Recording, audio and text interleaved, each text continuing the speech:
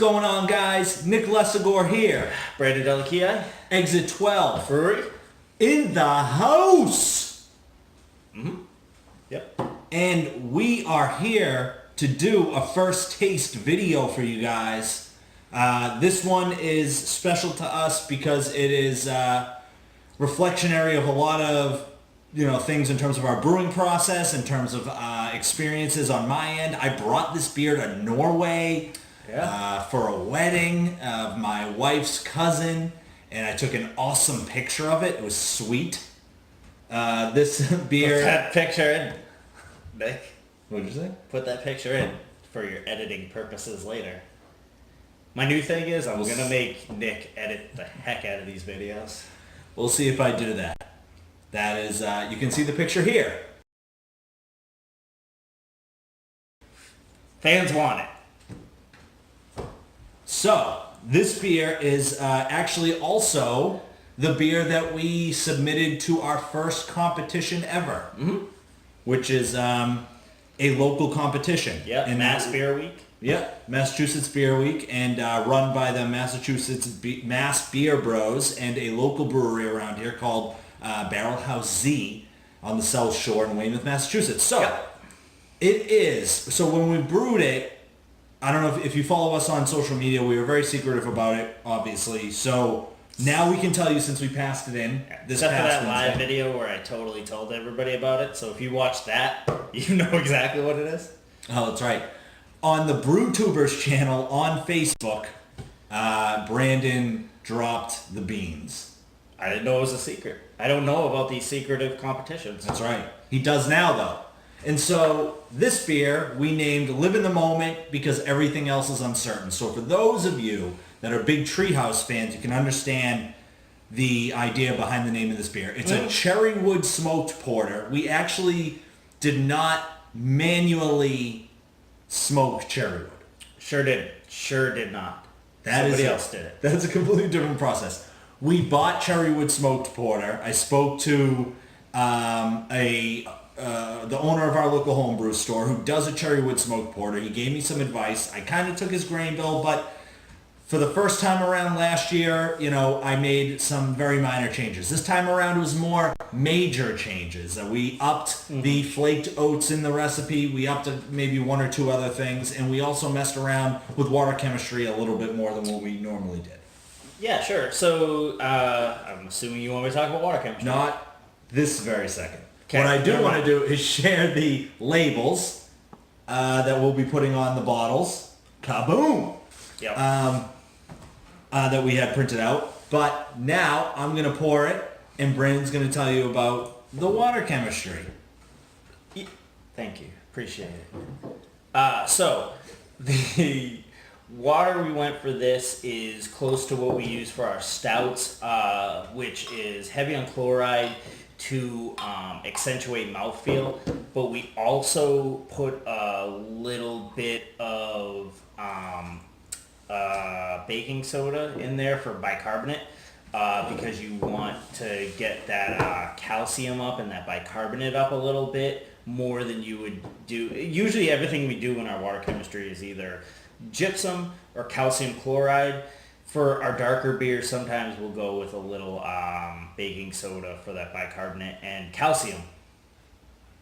Back to you, Nicholas. Thank you. So this beer is a 5%, ended up finishing out. We attenuated out at 70%, 69.4. Not what we wanted. A porter is supposed to be lower ABV, but this brew day kind of had its challenges in terms of like a slow. We're still trying to figure out the Robo Brew, but basically, we kind of had, in terms of the mash, the filtering was very slow and things like that. Today we came around on that for another competition beer that you'll see if maybe you've already seen it in a previous video. But we're very pumped about where we're going in terms of our brewing going forward. But this beer specifically, I think, has a little bit more in terms of it's definitely rounded out a little bit more from what we had last year, and we really enjoyed it last year. Yeah, so this is the first time I'm having it. Nick's had it before, so this is a legit first taste for me. So much like most of the beers we do at first taste, it's pretty much every par for the course. I think that I think we're pretty good on our grain bills, and then it's a crapshoot on brew day. This one, like Nick said, was a little challenging, but I feel like, we pulled through and got something pretty close to what we're looking for. Absolutely. And as you can see, very dark. I rustled up some bubbles on there, so the head is about a quarter of a finger, but it's pretty dark. I mean, if you put it up in the sunlight, there's definitely like a little bit of a brown, the sunlight. The light in my house is a little bit of a brown hue. You don't know, Nick has skylights throughout. There's natural sun. That's awesome. It's very dark here in New England right now. So let's get a little bit of a nose on this thing. Let's get a lot of bit of a nose on it. It's very smoky, and you get that cherry wood. It's very predominant. And the cherry wood we use is very fresh. We got it from a local maltist, maybe less than 2 months ago, I'd probably say. Sometimes if you get cherry wood that's a little older, it can subside in that the flavor of it can sort of subside a little bit. So this one's very fresh, and it's definitely coming through on the nose. So this to me smells, obviously you get that cherry wood. It also smells like a fire, like a bonfire that you put out at the end of the night during the summer. Yeah. So in like middle to late June, you have some friends over, you have a fire pit, you guys are enjoying the fire, and this beer is a perfect beer to drink in that scenario. Also the perfect beer to drink in these colder months in New England. So yeah. And I believe we use roasted barley for this, and I get a little bit of that roastedness on it. It's definitely a little roasty toasty. Definitely roasty toasty. Kaboom. So yeah, I'm looking at it right now. We also use Viking smoked malt. First time we've used that. Oh no, that's the cherry wood we used. Yeah, we had to use that because Beersmith doesn't have our local maltist in there. That's right. So we had to create a profile, and it's a big thing. We also used a tiny bit of chocolate malt because I wanted to see what that would add to it. And we definitely, as I said, upped the flaked oats. So we've smelled this thing through and through. I think it's time we taste it. Cheers. Cheers. Salud.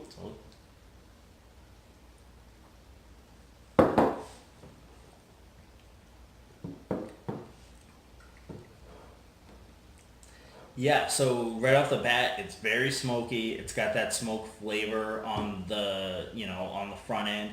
But it's got a nice little cherry wood back end to it, which is really good. I really like it. Wow, that smoky flavor is really coming through. It's almost like you're having like brisket, and like sort of that front end is like you're eating that brisket, which is really nice. It coats the mouth pretty well. It's kind of slick. It's not as creamy, but it's definitely nice and slick, and it coats the mouth really well. I think you absolutely nailed it. I think it does. It is slick. It absolutely is, and I didn't even think of that until you said it, but. The flaked oats give it that extra coating. We up the flaked oats. We actually decreased the cherry wood from the first batch to this one, and it's still very prominent. Yeah.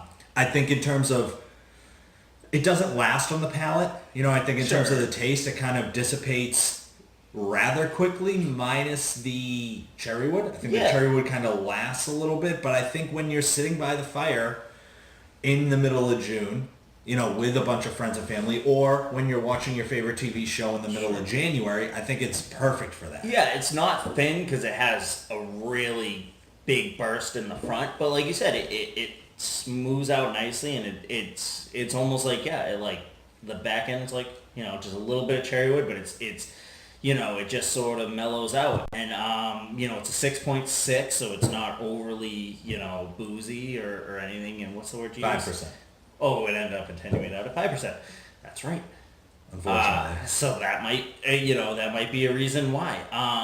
But yeah, it finishes out very nicely and clean. It's clean. Yeah, it's a good way to put it. I think the it finishes out clean, but the cherrywood still is very prominent. I think in our next iteration, this is our second year in a row brewing it, and now we're in kind of that mode where we're brewing the same beer more than once, which I think speaks to our process. Yeah. So I think next year when we brew this, it's probably we'll decrease the cherrywood a little bit. I think it is a little prominent.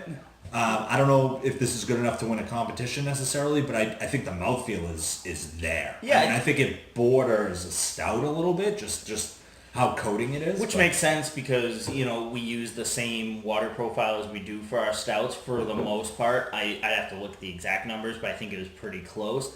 When you're working with these smoked malts, I would say that if you can get sort of, if you're going to a local homebrew shop and get sort of a date on it, that would help you figure out how much to add. Because like I said, from everything I've read and what we've dealt with is that, the longer that malt has been, sitting out there, the less that smoke flavor you're going to get off it. So, if you can sort of figure that out, this one was very fresh, so we may have used a little more than we'd want to use in the future. For sure. Overall, I think this is a very good beer. I'm going to crush this. I'm going to smash through it. I don't think it's going to last to the summer, which is a damn shame because we brew this normally closer to the warmer months to enjoy with, at that campfire situation we talked about. So I think we may have to brew this 2 times in a year. We'll see how quickly I run through it. But overall, I think it was a great beer. I think the water profile, in terms of Brandon, it was absolutely unbelievable. I think this is one of the better beers in terms of a water profile that we've done. So if to you brew tubers, hopefully you guys that we talked to can get your hands on it. Yeah. And for the ones that just watch, if you guys, throw us a, message, and I'd be glad to send some out to you. Absolutely. All right, guys. Cheers. Cheers. Happy Homebrew Wednesday, by the way. Oh, yeah. Homebrew Wednesday. Yeah, for sure. For sure. Cheers. Cheers.